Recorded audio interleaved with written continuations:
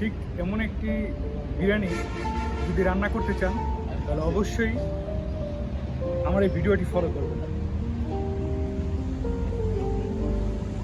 আসসালামু আলাইকুম, আশা করি সকলেই ভালো আছেন, সুস্থ আছেন। আমি মোহাম্মদ ইউসুফ আজকে চলে আসলাম ফুড রান্না থেকে।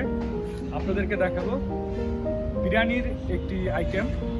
আজকে আমরা বিরিয়ানির আইটেমটা রান্না করব।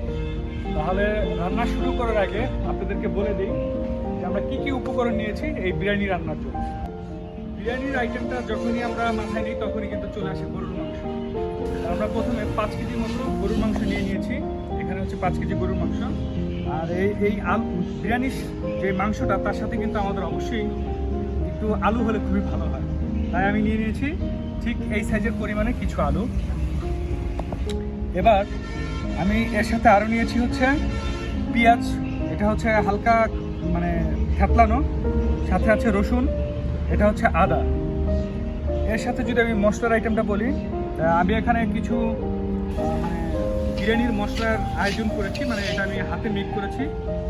সাথে আছে মরিচের গুঁড়ো, এটা হচ্ছে জিরার গুঁড়ো, এটা হচ্ছে টেস্টিং সল্ট, তেজপাতা, ধনে গুঁড়ো, এলাচি, দারচিনি, গোলমরিচ।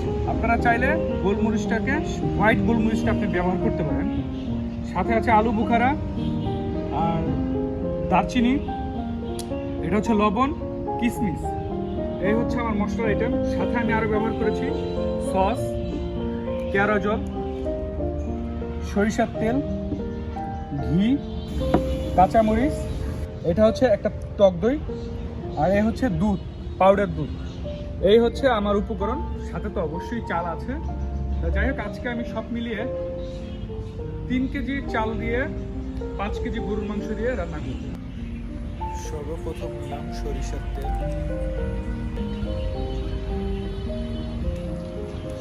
এলাচি, লং, গোলমরিচ, দারচিনি, তেজপাতা।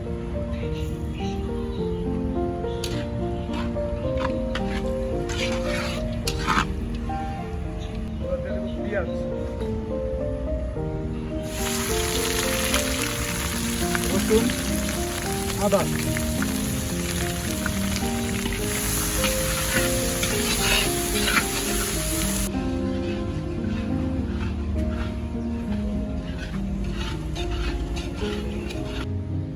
হচ্ছে গরুর মাংস।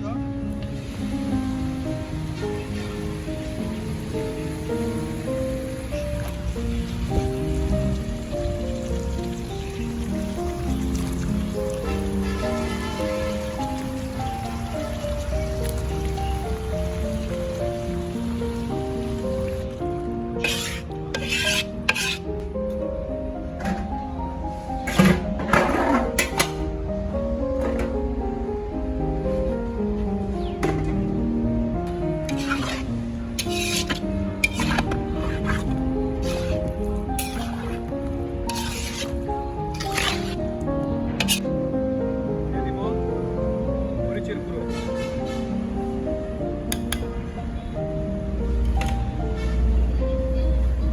ধনের গুঁড়ো,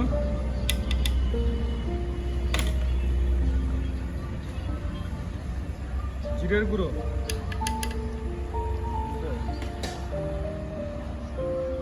দিয়ে দেবো কিছু পরিমাণ লবণ।